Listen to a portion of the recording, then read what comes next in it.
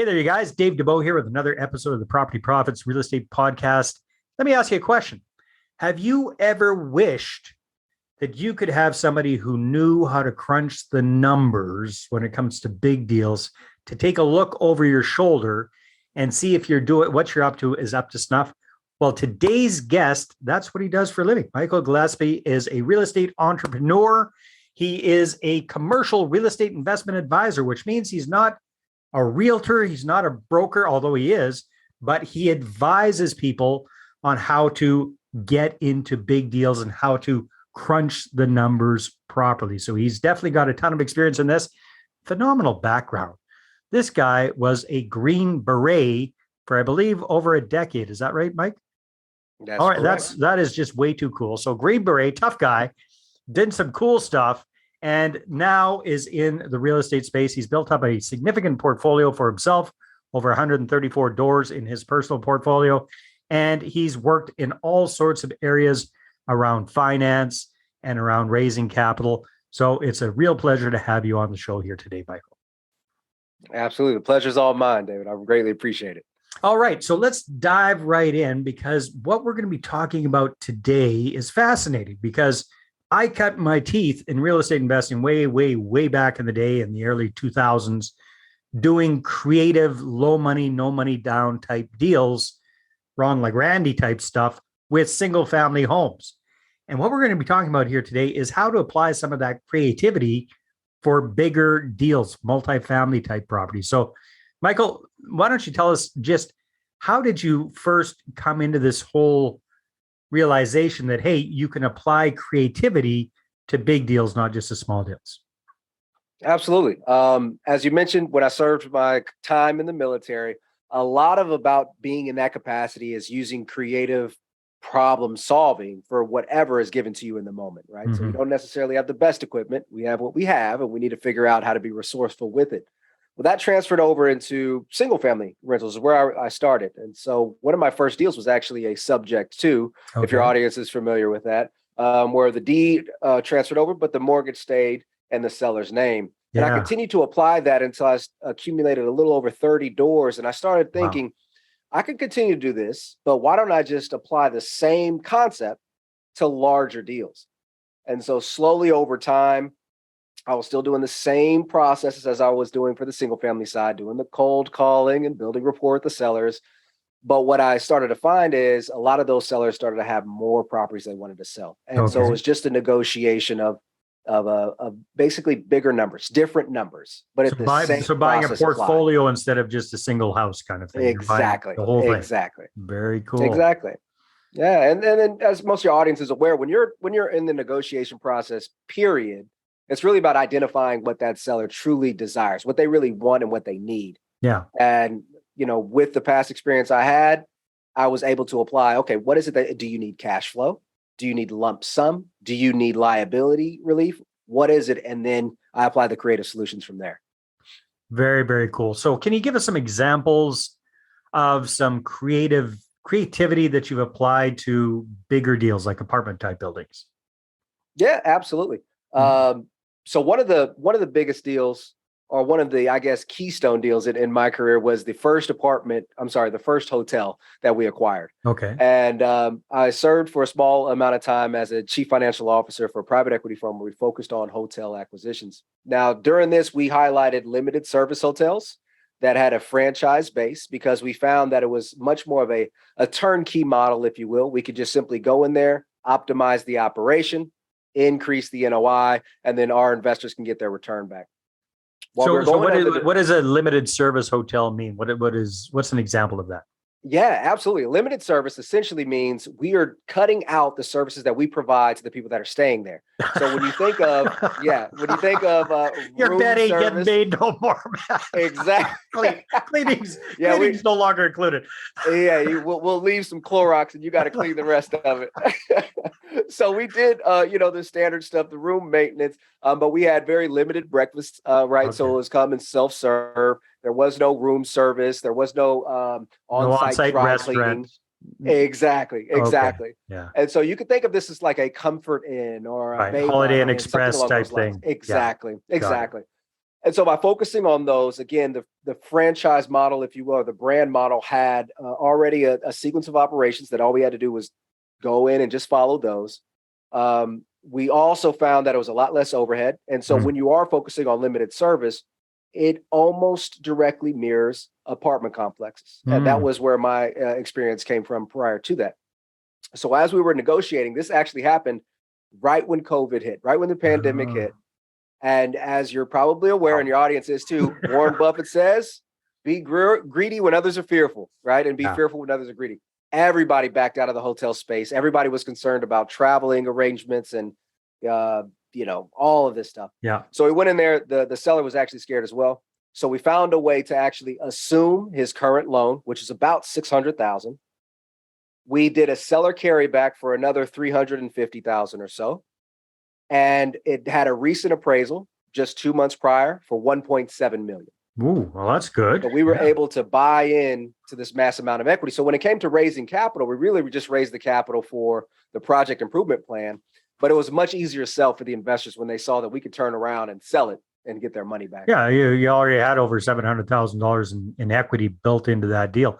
So what did you actually have to, just out of curiosity, because I've stayed in plenty of those kind of hotels, what did you have to do to kind of change that hotel around and get it up to snuff? Absolutely. So it was all about the room improvement. So the hallway flooring had to be improved. The actual breakfast area, or I want to call it the dining facility, if you will, right? We had to upgrade that. Primarily with all based in the rooms themselves. We had to change out the mattresses, the floor plan just slightly. And then on the exterior, we had to upgrade the appearance with different painting, landscaping. The sign changed just slightly. And it was lucky for us that there was a whole bunch of deferred maintenance from that previous seller because he didn't want to abide by those new changes. So we were actually able to go in, and by agreeing to have it done within a certain amount of time, we were also able to negotiate a discount with the franchising company as well, with the hotel. So this was an existing franchise, but the guy wasn't keeping it up to snuff. So they were getting, that caused a lot of friction with the franchisor, that's for sure. So you were able to go in there, Absolutely. get all of this done, bring it up to snuff, and then you turned it around and sold it again? Is that, you kind of flipped it, or did you guys hold on to that property? Yeah, so we sold it. We actually looked at refinancing it, returning the investors' capital, and then just using it for another one. But that one we ended up selling. Okay, very cool. Wow, that's another fantastic idea. Hold on to that thought for a sec. We'll be right back. Now, are you a real estate investor who's run out of cash or credit to grow your portfolio?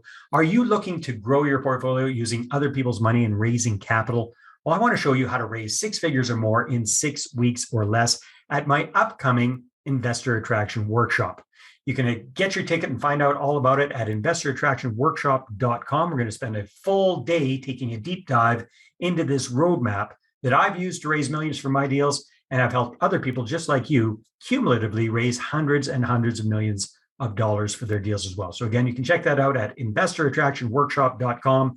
And as a loyal listener to the podcast, you'll get 50% off your ticket when you use the discount code podcast. That's right. Discount code podcast at investorattractionworkshop.com. See you at the next workshop. All right. So that's a great example of a hotel. How about any examples coming to mind, especially with your personal portfolio or somebody you've worked with very closely for a multifamily building? Absolutely. So there was another portfolio that we acquired, and I had already built rapport with the seller, and it was primarily focusing on a 5 question here. How did you connect with, how did you find the seller in the first place? Because it sounds like you've gotten very good at dealing directly with the seller and kind of bypassing brokers, if I'm not mistaken. Would that be correct? Or yeah, that's right. So in the beginning, I did what most of the gurus, if you say, will recommend, which is I did skip tracing, right? I looked at the home that I wanted. I then found the owner, and I called and emailed and door knocked until they responded. And I let them know I was interested. And over time, now, mind you, this took 6 to 7 months before the seller was even willing to sit down with me and say, okay, let's talk. And by the time that actually came up, of course, there was other competition at her table as well, right? She was like, well, now I got a whole bunch of other people interested. So by building that rapport, it was this beautiful 5-unit. And I knew after the conversation that she had access to a much larger portfolio that she was looking to slowly sell over time. So in my mind, I was thinking her ultimate goal is she was well in her 80s. She wanted to kind of downsize a little Get bit, the hell spend more out. time. Yeah, get out and Wow. spend more time with her family. Yeah. So I wanted to make it very, very easy for her. So that first deal with that 5 unit, and it was still a great deal numbers wise. I ended up paying about $300,000 for the 5 unit. And as soon as it closed, the floodgates kind of opened, if you will, for the other portfolio. And so in my mind, what I was able to do was treat that original purchase as a down payment, if you will, to get access to the rest of the portfolio. Right. With that being said, I'll tell you about a portfolio that we lost on. So that portfolio was ended up being 21 units, very specifically. Nice. And so we were able to kind of take 5 units and grow to 21. There was another, it was 5 quadruplexes. So the portfolio was 20 units. And me and a partner of mine, we're both service members. So we have access to the VA loan. Okay. And this was a name or a technique coined by her. Her name is Shelby Osborne. She's a very smart woman. She said, hey, why don't we just use our VA loans to buy 2 of the quads? We'll pay maximum dollar, and then we'll try to seller finance the other 3. And so we'll use our VAs as down payments, essentially, for the seller finance on the portfolio. She'd like to coin that max bang. Max bang. I like it. Yeah, max bang for your buck. It's never happened, or it's never seen all the way through completion for us. But that's another type of creative approach we like to use, or creative lens we like to use when looking at portfolios. Very, very cool. Interesting. So, Michael, a little bit off topic here, but it's something I was thinking about before we jumped on the call, and that is, I've interviewed a number of vets, a number of ex-military folks, or actually even active military folks, who are very successful real estate investors.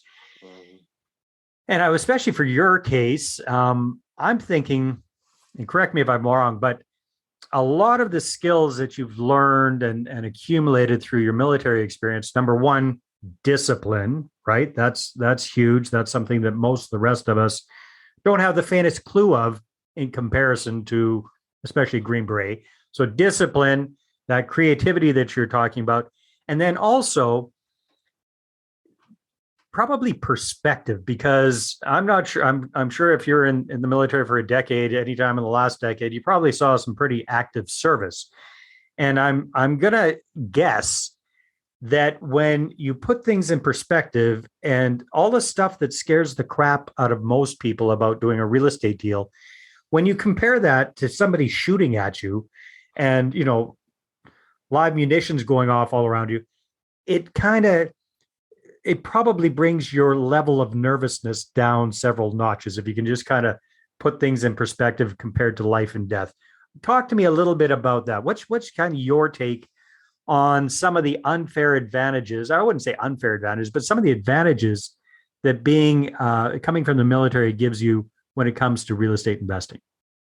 This is a great question. A lot of people tend to think that service members have no fear, right? And it's the fear is kind of trained out of them, and they go in just blindly and well, well, not blindly, not blindly, but just like inhibitions kind of gone type of thing. Right. And that's not the case. I think everybody can fully understand and resonate that anytime you're doing something new, period, it is a little bit alarming. And for veterans, very specifically, it's coming from the stability of a paycheck twice a month with all the benefits, venturing into something that could be risky, especially if they don't have an investment background. Right.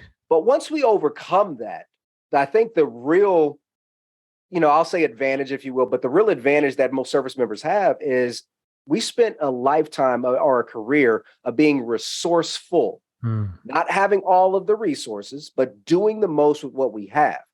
And so when we can take that into any other industry, any other field, a lot of times, even, employers will say, we really enjoy hiring people with military experience, because when you give us a problem set, we're going to look at it black and white. We understand your objective. We're going to add what we can. We know what we have to work with, and we will get it done. And when you take that into real estate, it really allows us to get very creative, because we don't necessarily only think in the 20% down, 30-year investment mode.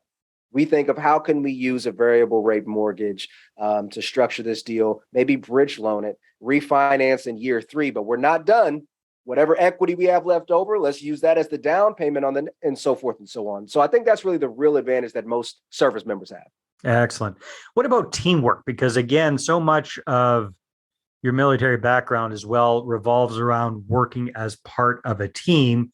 And some of the rest of us that haven't had that experience, we're kind of like Lone Ranger type, rugged individualists. That really works against us versus, coming from that background and be able to kind of figure out, okay, who's good at what and who should we have focusing on what, that sort of thing. What can you tell me about that?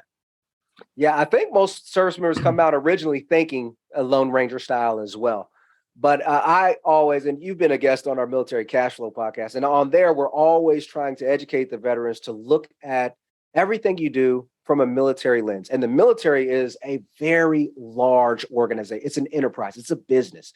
Mm-hmm. And even though I had my very specific skill set, let's just say something was wrong with my radios, there was somebody I would go to. If I needed to request certain supplies, there was somebody I would go to.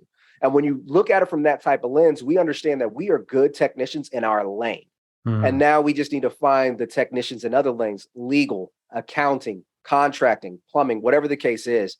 And once you can build that same infrastructure that we resonated with in the military, you really start to begin to be able to scale your business to whatever it is that you imagined it to be. Fantastic. Michael, this has been absolutely fascinating. As always, thank you so much for your insights and bringing some of that creativity out of the small deals into the big deals. If people want to find out more about Michael Glaspie and what you're up to and your podcast and all the great stuff that you do, what should they do? How can they find out more? Absolutely. The podcast is Military Cash Flow. You can also go to the website, militarycashflow.com. And if you guys just want to follow me for the sake of it, my Instagram is michael.s.glaspie and my LinkedIn is Michael Glaspie as well. All right. We'll make sure we got all of that in the show notes. Michael, thank you so much again for being on the show. Absolutely. It was my pleasure. Thank you again. All right, everybody, take care, and we'll see you on the next episode. Well, hey there. Thanks for tuning into the Property Profits podcast. If you like this episode, that's great. Please go ahead and subscribe on iTunes. Give us a good review. That'd be awesome. I appreciate that. And if you're looking to attract investors and raise capital for your deals, then I'm going to invite you to get a complimentary copy of my newest book, right back there. There it is. The Money Partner Formula. You can get a PDF version at investorattractionbook.com. Again, investorattractionbook.com. Take care.